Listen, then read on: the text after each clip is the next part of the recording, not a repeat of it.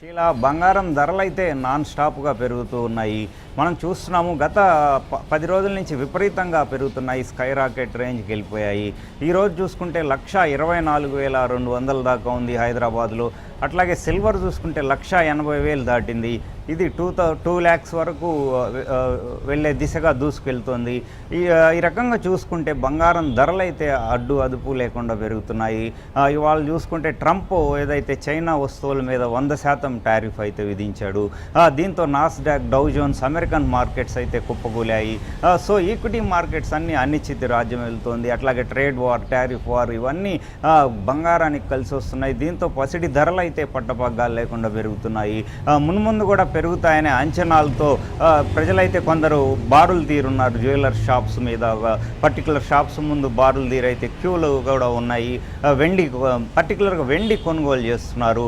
మళ్ళీ పెరిగిన తర్వాత దాన్ని అమ్మాలనే ఉద్దేశంతో. అయితే ఈ స్పెక్యులేషన్ అయితే మంచిది కాదు. ఎప్పటికప్పుడు ధరలను ట్రాక్ చేసుకుంటూ ఇంటర్నేషనల్ డెవలప్మెంట్స్ని ట్రాక్ చేస్తూ కొనుగోలు చేయడం అయితే మంచిది. ధరలు తగ్గినప్పుడల్లా కొంత తీసుకుంటూ చేయాలి. కానీ ఇట్లా అయితే పోటీ పడి బారులు తీరి నిల్చోవడం ద్వారా మళ్ళీ రేపొద్దున కరెక్షన్ వస్తే చాలా ఇబ్బంది పడే పరిస్థితులు ఉన్నాయి. షీలా ఏదైనా ఆచితూచి వ్యవహరిస్తూ ధరలు ఎప్పుడైతే కొంత తగ్గుముఖం పట్టాయో అప్పుడు కొనుగోలు చేసుకుంటూ వెళ్ళడం అయితే మంచి మార్గం అని చెప్పేసి అనలిస్టులు కూడా అంచనా వేస్తున్నారు. వాటి ఆభరణాలు కొనుగోలు చేయడానికి ప్రజలు మొగ్గు చూపుతున్నారని చెప్తున్నారు.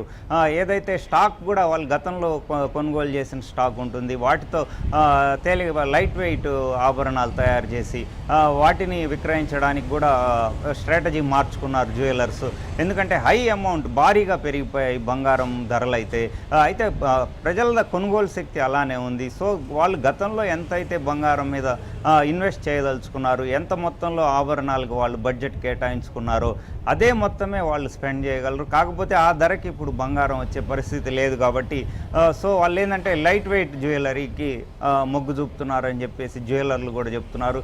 సో వీళ్ళ టేస్ట్కి తగ్గట్టే బంగారం ధరకి అనుగుణంగా జ్యువెలర్లు వాళ్ళ స్ట్రాటజీ మార్చుకొని తేలికపాటి ఆభరణాలు తయారు చేస్తున్నారు. అట్లాగే సిల్వర్ విషయంలో కూడా స్టెర్లింగ్ సిల్వర్ అని, ఫైన్ సిల్వర్ అని ఇట్లా రకరకాలు ఉంటాయి. వాటిలో కూడా అట్రాక్టివ్ ఆభరణాలు లైట్ వెయిట్ చేసి వాటిని కూడా విక్రయించే పరిస్థితి ఉంది.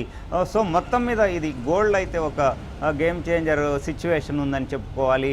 దీన్ని ఎలాగైనా క్యాష్ చేసుకోవాలని చెప్పేసి ట్రేడర్లు, స్పెక్యులేటర్లు దిగడంతో బంగారం ధర అయితే హద్దులు మీరి పెరుగుతూ ఉంది.